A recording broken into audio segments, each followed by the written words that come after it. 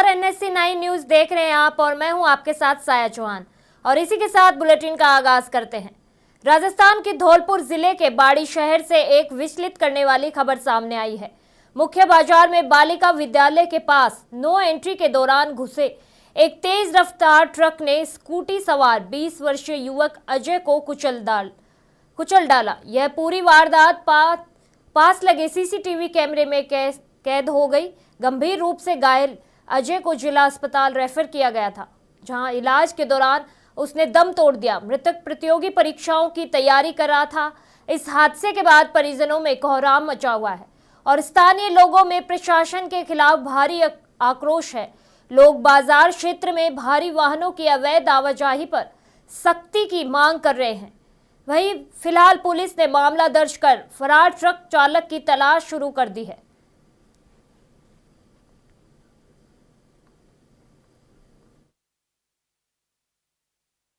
अजय का बड़ा भाई ताऊ का लड़का हूँ, जो बाजार सामान लेने के लिए गया था। उधर से यानी कि वापस आने यानी कि पीछे ट्रक ने टक्कर मार दी, जिससे क्या वो गंभीर रूप से घायल हो गया।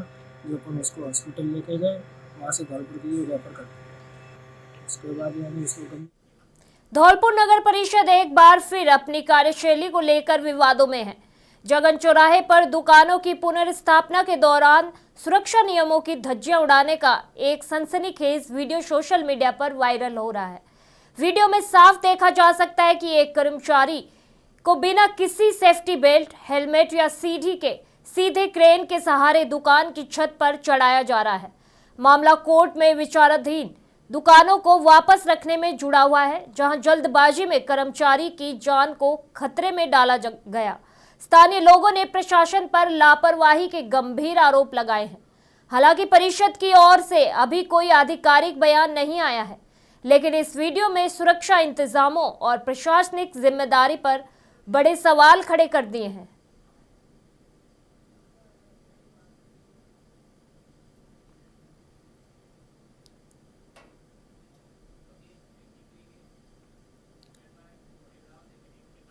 राजधानी दिल्ली के गाजीपुर इलाके से एक दर्दनाक सड़क हादसे की खबर सामने आ रही है। आज सुबह एक तेज रफ्तार कार अनियंत्रित होकर डिवाइडर से जा टकराई और फुटपाथ पर बैठे एक बुजुर्ग को बुरी तरह कुचल दिया। हादसे में बुजुर्ग की मौके पर ही मौत हो गई, जबकि पास खड़ी एक अन्य कार भी क्षतिग्रस्त हुई। पुलिस ने शव को कब्जे में लेकर लाल बहादुर शास्त्री अस्पताल की मोर्चरी में भेज दिया। मामले की गंभीरता को देखते हुए केस अब पटपड़गंज इंडस्ट्रियल एरिया थाना ट्रांसफर कर दिया गया है। पुलिस मामले की जांच कर रही है।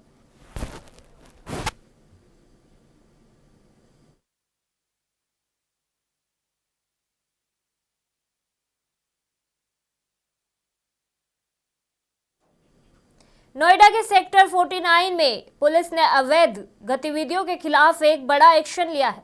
मिशन मुक्ति फाउंडेशन की शिकायत पर पुलिस ने ACP 3, AHTU और NHRC के ज्वाइंट टीम के साथ मिलकर 3 मसाज पार्लर पर छापेमारी की है।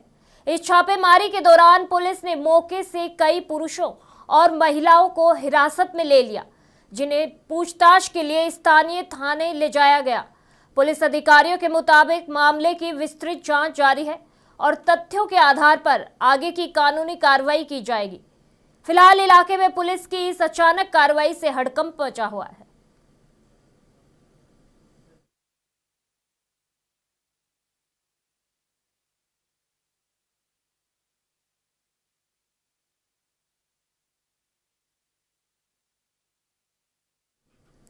गुरुग्राम के पटौदी क्षेत्र के गांव रनसीका में एक शादी समारोह के दौरान दर्दनाक हादसा हो गया। यहां फोटो खिंचवाते समय हुई लापरवाही ने एक युवक की जान ले ली। दरअसल टेंट हाउस में कार्यरत इलेक्ट्रीशियन बरकत की गोली लगने से मौत हो गई। पुलिस जांच में सामने आया है कि आरोपी हर्ष को उसके चाचा ने अपने लाइसेंसी पिस्टल पकड़ाई थी, जिसे मेज से उठाते वक्त अचानक गोली चल गई और सीधे बरकत को जा लगी। पुलिस ने 21 वर्षीय आरोपी हर्ष को गिरफ्तार कर लिया है। गुरुग्राम पुलिस प्रवक्ता संदीप कुमार के अनुसार मामला दर्ज कर क्राइम यूनिट फकरू नगर को सौंप दिया गया है। लापरवाही से हुई इस मौत ने पूरे गांव में मातम पसरा हुआ है।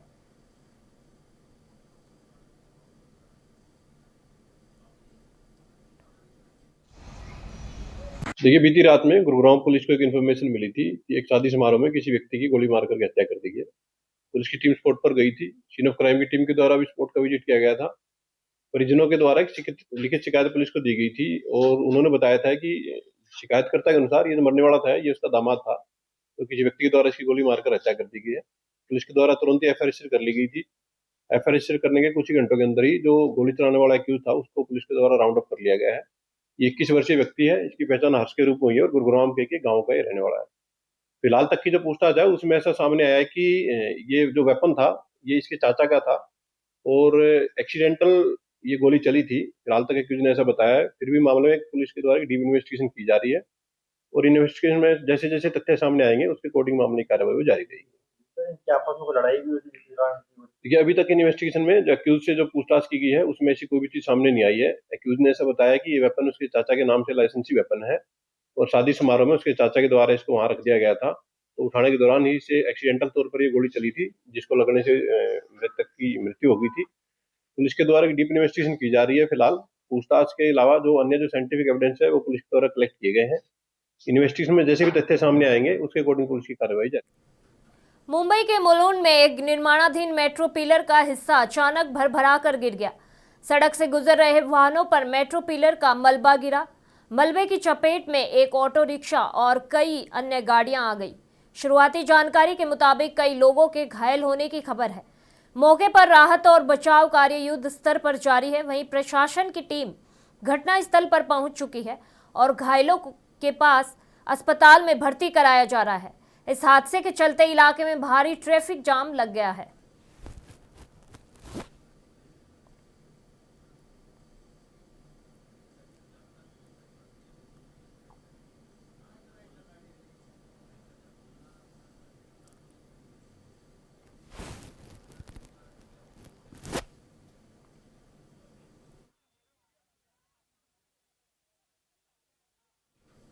उत्तर प्रदेश माध्यमिक शिक्षा परिषद की बोर्ड परीक्षाएं 18 फरवरी से शुरू होने जा रही हैं, जो 12 मार्च तक चलेंगी। जिला प्रशासन ने नकल विहीन परीक्षा के लिए कमर कस ली है। जिलाधिकारी गौरांग राठी ने समीक्षा बैठक कर सख्त निर्देश दिए हैं कि जिले के सभी 122 केंद्रों पर सीसीटीवी, पेयजल और प्रकाश की पुख्ता व्यवस्था की जाए। इस वर्ष हाई स्कूल के 39,165 और इंटरमीडिएट के 32,711 परीक्षार्थी शामिल होंगे। संवेदनशील केंद्रों पर विशेष निगरानी रहेगी और प्रश्न पत्रों को डबल लॉक में सुरक्षित रखा जाएगा। याद रहे, हाई स्कूल की परीक्षा सुबह 8:30 और इंटर की दोपहर 2 बजे से शुरू होगी।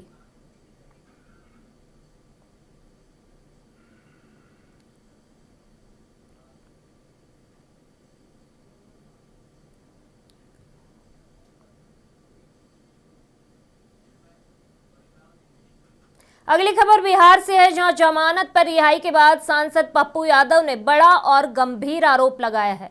उन्होंने दावा किया कि उनकी जान लेने की साजिश रची गई थी। मीडिया से बातचीत में उन्होंने कहा कि पूरे मामले की गहराई से जांच होनी चाहिए। साथ ही उन्होंने अस्पताल के सुपरिटेंडेंट की कॉल डिटेल निकालने की भी बात कही है, ताकि सच्चाई सामने आ सके। सांसद ने सवाल उठाया कि आखिर किन लोगों ने और किस मकसद से यह साजिश रची।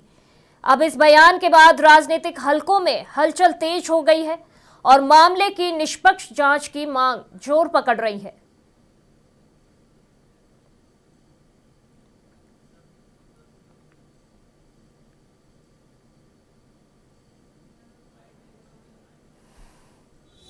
धन्यवाद देता हूं। गलत तरीके से मेरे साथ कोशिश की गई और मुझे मरवाने की कोशिश की गई। अस्पताल के जो सुपरिटेंडेंट है, मैं उसका कॉल डिटेल निकलवाऊंगा। उन्होंने भी मरवाने की कोशिश की गई। पटना के डीसीएलआर ने साजिश रची थी और उस दिन भी 2 बार हमको अपमानित किया गया सीनियर एसपी के द्वारा, पहला दिन भी और सेकेंड दिन भी। और उसमें पूरी साजिश थी कि पप्पू यादव को अपने आवाज को चुप कर देना। मैं पहली बार आज अब भगवान से और सच्चाई से मुझे विश्वास होता। सच बोलना इतना तकलीफ दे होगा। भगवान धन्यवाद देता हूँ। गलत तरीके से मेरे साथ कोशिश की गई और मुझे मरवाने की कोशिश की गई। अस्पताल के जो उत्तर प्रदेश विधानसभा में मुख्यमंत्री योगी आदित्यनाथ ने शंकराचार्य विवाद पर अपनी स्थिति स्पष्ट की। नेता प्रतिपक्ष माता प्रसाद पांडे के सवालों का जवाब देते हुए सीएम योगी ने दो टूक कहा कि अभिमुक्तेश्वरानंद सरस्वती शंकराचार्य नहीं है और हर व्यक्ति इस पद का उपयोग नहीं कर सकता। वहीं समाजवादी पार्टी पर तीखा हमला बोलते हुए उन्होंने पूछा कि यदि वे शंकराचार्य थे तो आपकी सरकार में वाराणसी में उन पर लाठीचार्ज और एफआईआर क्यों हुई थी। मुख्यमंत्री ने कहा कि कुंभ जैसे आयोजनों में नियमों का उल्लंघन भगदड़ को नियंत्रण देना है और कानून का पालन करना सबको सिखाना होगा। उन्होंने स्पष्ट किया कि धार्मिक मर्यादा और सुरक्षा व्यवस्था के साथ खिलवाड़ करने की इजाजत किसी को नहीं दी जा सकती।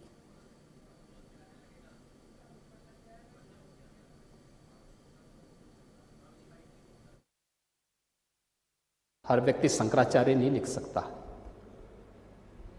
हर व्यक्ति हर पीठ के आचार्य के रूप में जाकर के जहां तहां वातावरण खराब नहीं कर सकता। उन मर्यादाओं का पालन सबको करना होगा। और अगर वो शंकराचार्य थे तो क्यों आप लोगों ने लाठीचार्ज किया था वाराणसी में? क्यों एफआईआर लॉन्च किया था?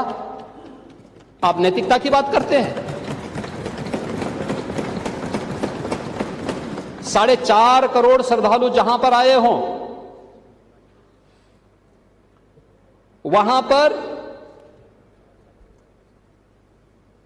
जो एग्जिट गेट है, जहां से श्रद्धालु बाहर निकल रहा है स्नान करके, उस द्वार, उस पेंटून से, उस मार्ग से किसी को बाहर निकलने का कोई वो नहीं, क्योंकि उससे अंदर जाने का कोई प्रयास करता है तो एक नए स्टैम्पेड को जन्म देता है, वहां पे नए भगदड़ को जन्म देता है, श्रद्धालुओं के जीवन के साथ खिलवाड़ करता है। एक जिम्मेदार और मर्यादित व्यक्ति कभी इस प्रकार का आचरण नहीं कर सकता, कभी नहीं कर सकता। आपको पूछना है, सपा के लोग पूछें, लेकिन हम लोग मर्यादित लोग हैं, कानून का शासन पर विश्वास करते हैं, कानून का शासन पालन करना भी जानते हैं, पालन करवाना भी जानते हैं, दोनों चीजों को एक साथ लागू करवाना जानते हैं। लेकिन उत्तर प्रदेश के मुरादाबाद में वैलेंटाइन डे का विरोध तेज हो गया है। शिवसेना के युवा कार्यकर्ताओं ने आज महानगर के प्रमुख होटल, रेस्टोरेंट और मॉल्स में व्यापक अभियान चलाया। युवा सेना प्रमुख शिबू पांडे के नेतृत्व में करीब 50 कार्यकर्ताओं के KNFC, वेब मॉल और होटल ग्रैंड साई जैसे बड़े प्रतिष्ठानों को चेतावनी पत्र सौंपे गए। शिवसेना का कहना है कि वैलेंटाइन डे भारतीय संस्कृति के विरुद्ध है। उन्होंने व्यापारियों से इस दिन कोई भी विशेष कार्यक्रम न करने की अपील की। कार्यकर्ताओं ने चेतावनी दी कि यदि उनकी अपील की अनदेखी हुई तो संगठन उग्र प्रदर्शन करेगा।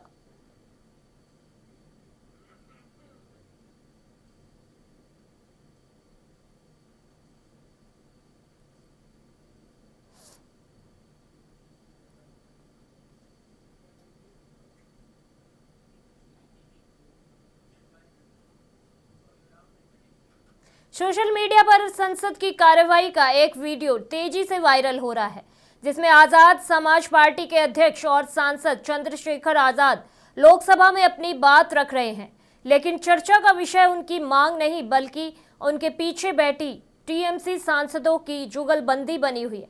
वीडियो में देखा जा सकता है कि जब चंद्रशेखर आजाद गंभीर मुद्दे पर अपनी बात रख रहे थे, तभी उनके पीठ पीछे वाली सीट पर बैठे तृणमूल कांग्रेस के सांसद सौगत रॉय और जून मौलिया आपस में बातचीत करते हुए हंसते हुए नजर आ रहे हैं। इस वीडियो के सामने आने के बाद सोशल मीडिया पर लोग सदन की गरिमा और सांसदों की गंभीरता को लेकर तरह तरह की प्रतिक्रिया दे रहे हैं। यही नहीं, कुछ लोग इसे वैलेंटाइन से जोड़कर मीम्स भी बना रहे हैं।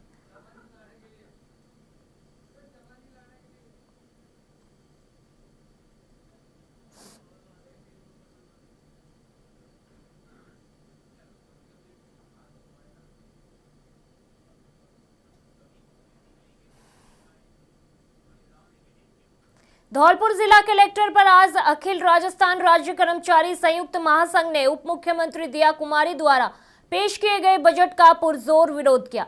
जिला अध्यक्ष राजेश शर्मा के नेतृत्व में आक्रोशित कर्मचारियों ने बजट की प्रतियां जलाकर अपना गुस्सा जाहिर किया।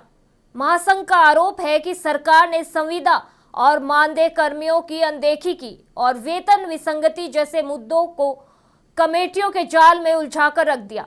जिला मंत्री रविंद्र सिंह त्यागी ने चेतावनी दी कि यदि सरकार ने द्विपक्षीय वार्ता कर समाधान नहीं निकाला तो इसी बजट सत्र के दौरान प्रदेश व्यापी बड़ा आंदोलन किया जाएगा।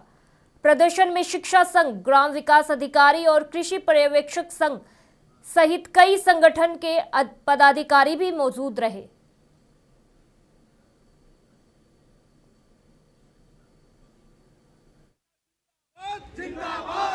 आगे और लड़ाई है, तली अंगड़ाई है, आगे और लड़ाई है। वो सरकार बदलनी है, कर्मचारी हमारी यूनियन जिंदाबाद जिंदाबाद जिंदाबाद। राज्य सरकार का बजट मुर्दा, दिल्ली हो या राजस्थान वेतन भत्ते। राज्य सरकार की ओर से विधानसभा में 11 फरवरी को जो बजट प्रस्तुत किया गया है उससे राज्य कर्मचारियों, संविदा कर्मियों, दैनिक मानदेय कर्मी के हितों के साथ कुठाराघात किया है। राज्य सरकार ने पिछले बजट में जो मांग की थी उनको भी इस बजट में पूर्ति नहीं किया गया है। हम सरकार से मांग करते हैं, माननीय मुख्यमंत्री जी से, कि राज्य सरकार के प्रत्येक योजना को धरातल पर पहुंचाने का कार्य राज्य कर्मचारी करते हैं। इसलिए उनकी लंबित मांगों का इस बजट में निराकरण होना चाहिए। साथ ही युवाओं को रोजगार के अवसर मिले, सभी विभागों में जो रिक्तियां हैं उनको भी भर्ती के माध्यम से भरा जाना चाहिए। राजस्थान के बजट में राज्य सरकार ने कर्मचारियों के साथ छलावा किया है, जिससे समस्त कर्मचारी वर्ग में महाक्रोश है। इसी संदर्भ में कल सभी राजस्थान के सभी जिलों में बजट की होली जलाई गई थी। आज धौलपुर में भी बजट की होली जलाई गई है और जल्दी आगामी रणनीति बनाकर आंदोलन किया जाएगा और राज्य सरकार के विरुद्ध बिगुल बजाया जाएगा। कर्मचारियों को बड़ी मजबूरी में ही ये आंदोलन का रुख अपनाना पड़ा है। सरकार बिल्कुल संवेदनहीन हो गई है और संवादहीन हो गई है। कोई संवाद नहीं कर्मचारियों से कर रही है। बजट में पूरा खोखला है, लॉलीपॉप दे दी है, कमेटी गठित कर दी है, जैसे पहली सरकारों ने किया है, कुछ मिलने वाला नहीं है और सरकार से अब दो हाथ करने ही पड़ेंगे जब भी कुछ पड़ा। इस बुलेटिन में फिलहाल के लिए इतना ही। मुझे दीजिए इजाजत। नमस्कार।